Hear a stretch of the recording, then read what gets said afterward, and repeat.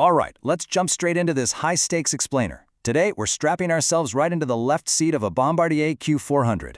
Look, we all know modern aviation is incredibly safe, but let's be real. There are those rare moments where things go wrong, and man, they go wrong fast. So we're going to use the Q400 simulator to totally master the exact step-by-step recovery procedures for what the industry calls unusual flight attitudes.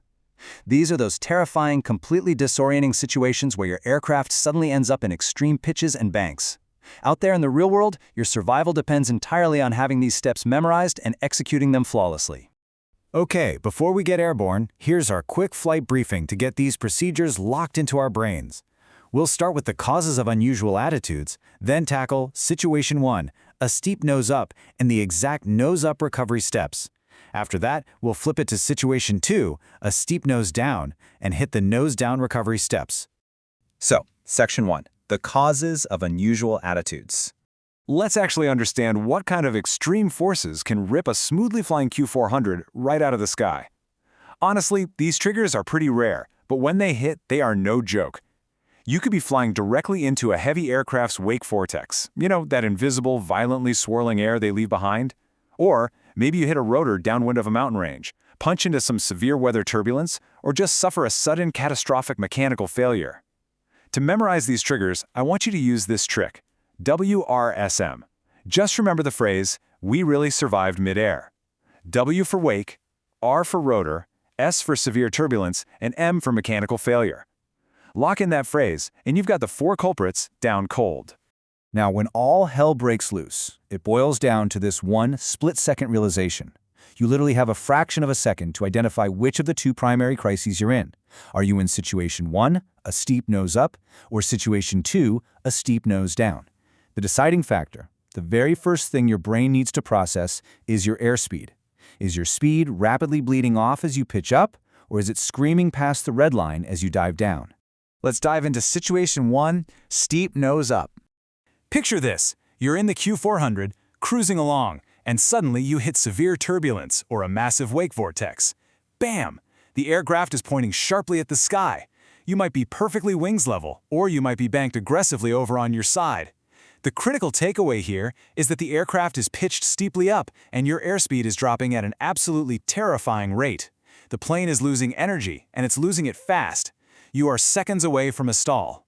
Which brings us to the nose-up recovery steps. This is where you absolutely cannot second-guess yourself. You just run the procedure. Step 1, simultaneously apply max power and initiate your rollout. This assists in lowering the nose. Step 2, lower that nose. Step 3, once the nose is safely below the horizon, roll out, return to your altitude, and adjust your power. To make this effortless, use a mental trick we call the reaction link. When your speed is rapidly reducing, your immediate synchronized reflex has to be max power and initiating rollout. Why? Well, you're losing speed, right? So you need maximum energy right now, and initiating that bank rollout physically helps drop the nose back down. Link speed reducing directly to max power and rollout. And remember, only after that nose is pushed below the horizon do you finish your rollout, hunt for your assigned altitude, and pull your power back to a normal cruise setting. All right, let's look at Situation 2, steep nose down. Let's completely reset the simulator for the exact opposite nightmare. The Q400 is locked in a steep dive, rocketing toward the terrain. Again, this could be with or without a crazy bank angle, but look at your speed this time. It is increasing like a runaway train. The ground is just filling the windshield, gravity is pulling you hard, and your airspeed indicator is climbing dangerously fast. You have to act instantly, but your actions need to be drastically different from Situation 1. And here are the nose-down recovery steps. Okay, let's map out the exact sequence to stop this dive. Step 1, simultaneously reduce power and initiate rollout. Step 2, smoothly raise the nose to level off. Step 3, with the nose above the horizon, add power, return to your altitude, and adjust power.